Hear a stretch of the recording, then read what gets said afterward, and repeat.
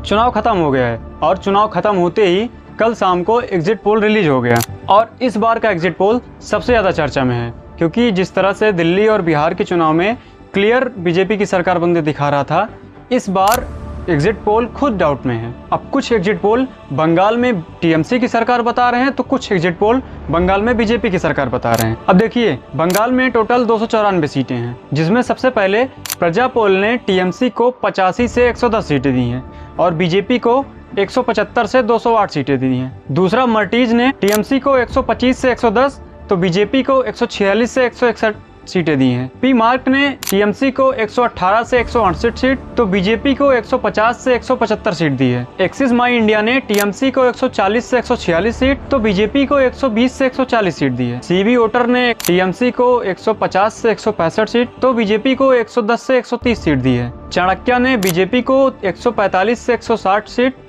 तो टीएमसी को 125 से 140 सीट दी है। कुल मिलाकर कहें तो इस बार एग्जिट पोल खुद 100% श्योर नहीं है कि बंगाल में सरकार किसकी बन रही है। टक्कर दोनों दे रहे हैं एक दूसरे को, क्योंकि जिस हिसाब से इस बार बंगाल में वोट पड़े हैं, इस बार बंगाल में वोटिंग परसेंटेज ज़्यादा रहे थे, तो ये कहना जल्दबाजी होगी कि बंगाल में बीजेपी की सरकार बन रही है या बंगाल में क्लियर टीएमसी की सरकार बन रही है। अब देखिए, जोर तो दोनों पार्टियों ने लगाया, जी भर के जोर लगाया है। जिस तरह टीएमसी ने दंगे करवाने में जोर लगाए, बम बनवाने में जोर लगाए, उस हिसाब से बीजेपी ने बम को पकड़वाने में जोर लगाए और जेल में डलवाने में जोर लगाए।